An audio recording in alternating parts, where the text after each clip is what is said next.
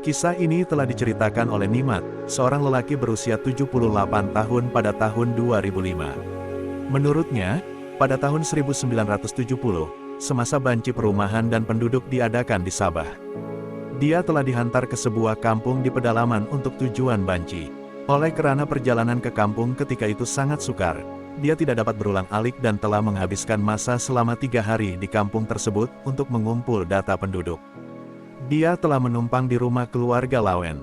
Cerita ini terungkap apabila Nimat menemui sebuah rumah yang telah roboh dan Nimat ingin tahu siapakah penghuni asal rumah tersebut. Mulanya, Lawen tidak mahu menceritakan kisah di sebalik rumah itu. Tapi, setelah dipujuk dan didesak oleh Nimat, Lawen pun bersetuju. Menurutnya, rumah yang roboh itu dahulu dimiliki oleh Andimal, lelaki berusia 90-an ketika itu. Dia mengenali lelaki itu secara pribadi. Tapi, atas sebab tertentu dia tidak pernah menceritakannya kepada sesiapa. Karena larangan dari Andimal sendiri. Andimal adalah seorang yang pendiam dan suka menyendiri. Itu yang menyebabkan kehidupannya agak tersisih dari masyarakat di kampung itu. Malah, ada sebilangan dari penduduk kampung yang takut pada Andimal karena beberapa kejadian aneh yang mereka tidak dapat jelaskan berlaku dalam rumah Andimal.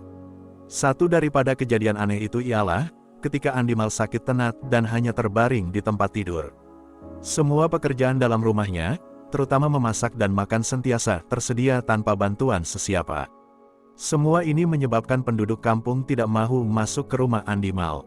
Pada awal tahun 70-an, beberapa minggu sebelum kedatangan Nimat, rumahnya di hujung kampung didapati roboh ditiup angin. Keadaan rumah itu disedari oleh beberapa kanak-kanak yang kebetulan bermain di kawasan berhampiran. Mereka terlihat rumah tersebut telah roboh lalu memaklumkan perkara itu kepada ketua kampung dan mereka pun pergi melihatnya. Malangnya, setelah dicari, mereka tidak menemui sesiapa di dalam runtuhan itu, seolah-olah Andimal telah lama menghilangkan diri. Menurut Lawen, ketika Andimal masih muda dahulu, dia serta ramai penduduk kampung yang lain mencari sumber pendapatan sampingan dengan masuk ke dalam hutan mencari rotan dan damar. Tapi, berbanding dengan orang lain, dia merupakan seorang yang sangat berani dan penuh semangat untuk menemui sesuatu yang baru dan unik. Ketika itu, Lawen baru berumur 5 tahun. Sementara, Andimal pula berumur 23 tahun. Masa itulah, Andimal menceritakan kepada Lawen semua misteri tentang kehilangan serta pengembarannya masuk ke alam gaib. Pada suatu hari, Andimal telah masuk ke dalam hutan yang sangat jauh dan tidak pernah diterokai olehnya sebelum itu. Tujuannya adalah untuk mencari orkid yang unik untuk dijual kepada seorang pegawai British, peminat orkid liar. Sambil mengamati bunga-bunga di dalam hutan itu, Andimal terlihat seekor burung yang sangat cantik dan jinak. Dia berhasrat untuk menangkap kemudian menjualnya. Andimal pun coba menangkap burung tersebut. Tapi, burung itu mengelak dan Andimal terpaksa mengejarnya. Keasikan Andimal mengejar burung itu membuat dia terlupa bahwa dia sudah dibawa jauh ke dalam hutan. Dia hanya menyadari hal itu apabila kakinya tersangkut pada akar kayu yang merintangi jalannya. Dia tidak tahu berapa lama dan sejauh mana dia telah mengejar burung tadi. Andimal menyesali kesilapannya dan coba melepaskan diri dengan berjalan lurus saja. Tetapi, setiap kali dia berbuat demikian, dia tetap kembali ke tempat di mana dia bermula. Semua usaha Andimal untuk keluar dari hutan itu hanya sia-sia. Akhirnya, dia kepenatan lalu berehat. Siang berganti malam, harapannya untuk menjumpai jalan keluar pudar. Dalam kegelapan malam itu, tiba-tiba dia terlihat satu cahaya seperti lampu tidak berapa jauh dari tempat dia berehat. Mungkin sebuah rumah, pikirnya. Andimal berdiri lalu berjalan ke arah cahaya tersebut. Tapi, bila sudah dekat, dia mendapati cahaya tadi bukanlah cahaya dari sebuah rumah. Tapi, sebuah gerbang kecil untuk masuk ke dalam kawasan perkampungan. Pokok-pokok yang berhampiran dengan gerbang itu menjulang tinggi, dengan akarnya yang berselirat. Ia juga kelihatan seperti bergerak. Karena, semakin dekat dengan gerbang itu, semakin tebal hutan di belakangnya. Pokok-pokok itu seolah-olah menghalang Andimal daripada mundur ke belakang. Akhirnya dia tidak mempunyai pilihan kecuali maju ke hadapan. Andimal berjalan masuk ke dalam gerbang itu. Apabila berada di dalam, dia terkejut karena dalam kawasan itu, matahari masih lagi bersinar. Dia didatangi oleh beberapa orang penduduk kampung di situ. Mereka tidak seperti orang yang pernah dia temui. Mereka berbadan tinggi dan anggun dengan kulit yang lembut dan cerah. Warna mata mereka juga sangat lembut. Andimal tidak dapat menggambarkan sifat mereka. Dia hanya mengandaikan bahwa mereka adalah makhluk gaib, penjaga alam mistik yang tersembunyi di dalam hutan itu. Makhluk yang datang menyambut Andimal kemudian, membawanya kepada ketua mereka yang dipanggil Elowen, seorang yang kelihatan tua tetapi bijak. Dia mengalu-alukan kedatangan Andimal ke alam mereka. Setelah dipersilakan duduk dan diberi makanan, Elowen memperkenalkan siapa mereka. Mereka adalah makhluk yang mendiami hutan di kawasan itu. Pada pandangan manusia, mereka boleh menjelma dalam berbagai bentuk dan sifat. Tapi, apa yang dilihat oleh Andimal adalah keadaan semula jadi mereka. Andimal diberitahu bahwa hutan di mana Andimal tersesat tadi adalah pintu masuk ke alam mereka. Dan semua tentang kampung di situ adalah berbeza dengan dunia manusia. Di situ, masa berlalu secara berbeza, dan mereka yang memasuki tempat itu tidak akan berpeluang lagi untuk kembali ke dunia asal mereka. Mendengar bahwa dia tidak akan dapat keluar dari kampung itu, membuat Andimal rasa sedih dan tidak berpuas hati. Jauh dalam hatinya, dia tetap akan kembali ke kampung bila ada peluang. Dia nekat untuk meninggalkan tempat itu, oleh karena keadaan di kampung itu sangat berbeza. Andimal tidak tahu sudah pukul berapa ketika itu. Karena, sebelum dia masuk ke kampung itu tadi, hari sudah gelap. Dia mencoba untuk terus terjaga dan bercerita dengan Elowen. Tapi, kepalanya terangguk-angguk karena terlalu mengantuk. Elowen tersenyum melihat keadaan Andimal lalu menyuruhnya tidur seketika karena dia masih lagi terikat dengan kebiasaan dunia manusia. Elowen membawanya ke sebuah bilik kosong untuk beristirahat. Setelah merebahkan diri, Andimal terus tertidur dengan nyenyak.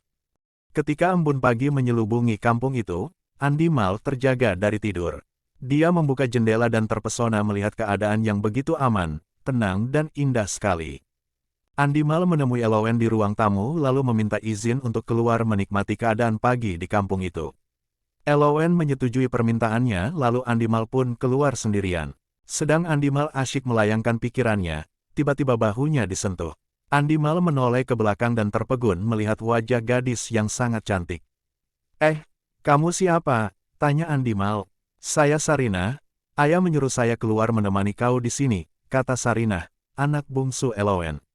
"Oh begitu, tapi saya biasa sendirian juga," ujar Andimal. Namun, Sarinah tidak meninggalkannya. Dia mengajak Andimal duduk di sebatang pohon yang sudah tumbang. Andimal menurut kemauannya. Ketika Andimal sudah duduk, Sarinah pun mendekatinya dan duduk begitu rapat di sebelah Andimal. Memandangkan dia orang asing di situ, Andimal merasa tidak senang hati lalu menjauhkan dirinya dari Sarinah sambil tersipu-sipu. Sarinah hanya tersenyum melihat kelakuan Andimal. Sambil tunduk, Andimal masih berpikir mengapa dia boleh sampai ke tempat itu. Dia melihat sekeliling dan tanpa sengaja, terlihat burung yang dikejarnya petang kelmarin. Dia terkejut dan bertanya samada burung itu milik mereka. Sarinah menjawab, "Oh, burung Malakokinkla. Ia memang banyak di hutan ini. Tetapi, ia tidak boleh diganggu karena ia dianggap keramat," kata Sarinah lalu bertanya samada. Dia pernah melihatnya sebelum itu.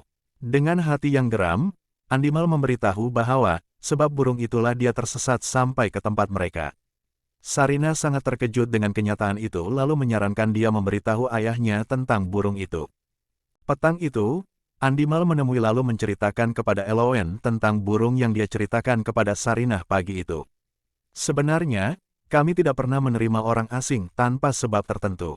Kau adalah yang pertama sejak sekian lama," kata Elowen memulakan cerita.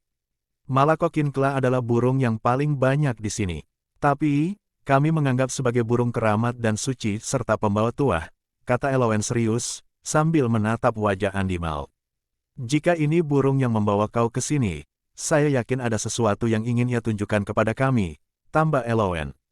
Di kampung Tibar, pemergian dan kehilangan Andimal menjadi topik hangat di kalangan penduduk kampung. Keadaan ini menimbulkan kebimbangan yang mendalam bagi ibu bapa Andimal. Kedua ibu bapanya selalu berdoa agar anak lelaki kesayangan mereka dikembalikan. Tidak seorang pun dari kalangan anak muda di kampung itu berani keluar mencari dan menjejaki Andimal. Memikirkan situasi tersebut, Banan, ketua kampung Tibar, memanggil semua penduduk untuk berkumpul di rumahnya. Ibu bapak Andimal juga turut hadir. Setelah semua berkumpul di rumah Banan, dia memulakan perbualan. Lawen, yang ketika itu berumur sekitar 5 tahun, juga sibuk berlari-lari mendengarkan perbualan orang dewasa. Begini, saya pasti kamu semua sudah tahu, ini adalah minggu ketiga Andimal tidak pulang. Kata Banan, kemarin, saya telah menemui Bobolian, minta dia tengok keadaan si Andimal. Sambungnya sambil melihat ke arah Bobolian yang duduk bersila di sebelahnya.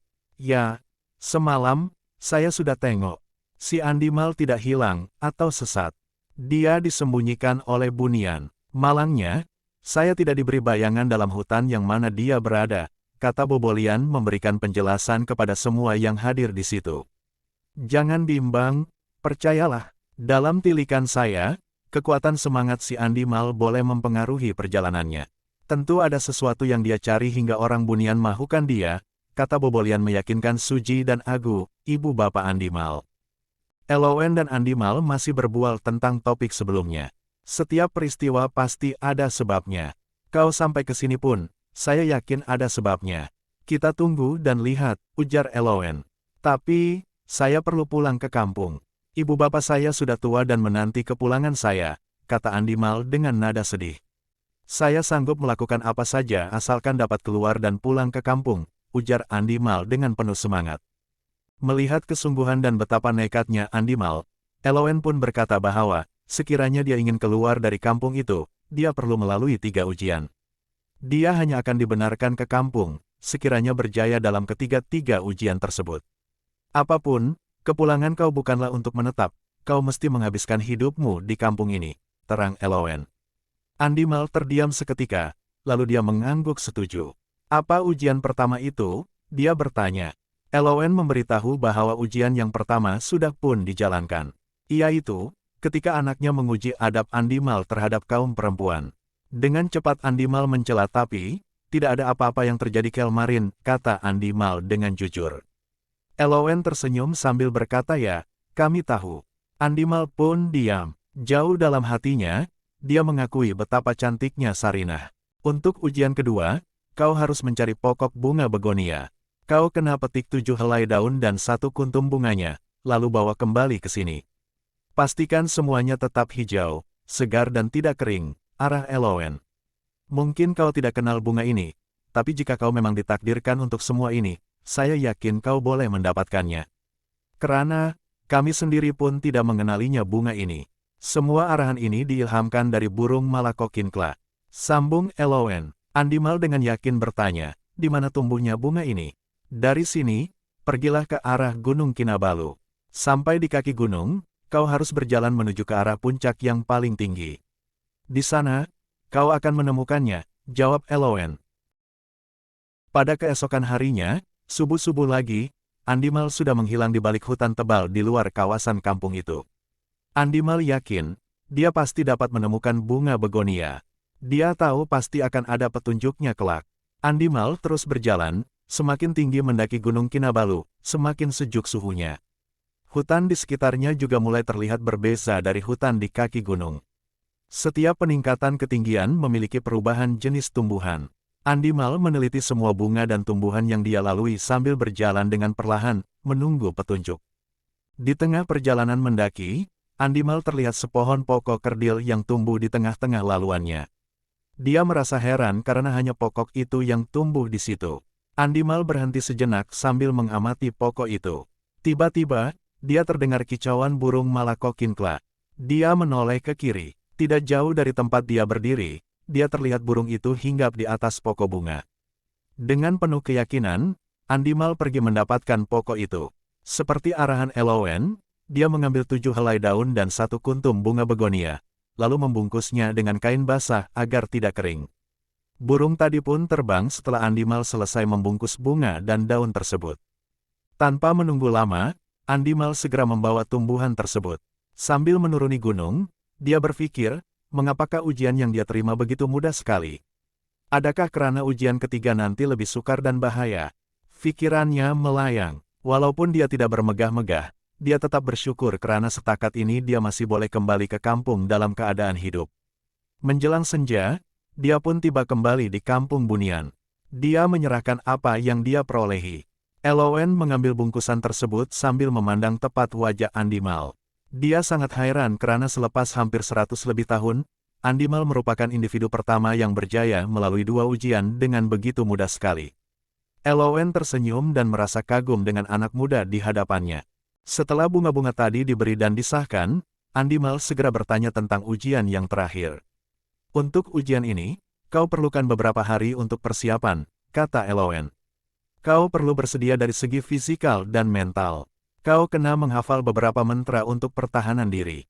Karena, ujian yang ketiga ini sangat sukar. Ia melibatkan hidup dan mati. Kau boleh bertolak pada hari ke-8 dari hari ini, terang Elowen. Mendengar kata-kata itu, Andimal merenung wajah Elowen. Dari raut wajahnya yang serius, dia dapat bayangkan bahwa laluan kali ini pasti sukar dan boleh meragut nyawanya. Andimal risau memikirkan kedua ibu dan ayahnya di kampung. Siapakah yang akan menjaga mereka, sekiranya saya tidak kembali? Pikirnya dengan hati yang penuh kerisauan. Air matanya mengalir memikirkan mereka.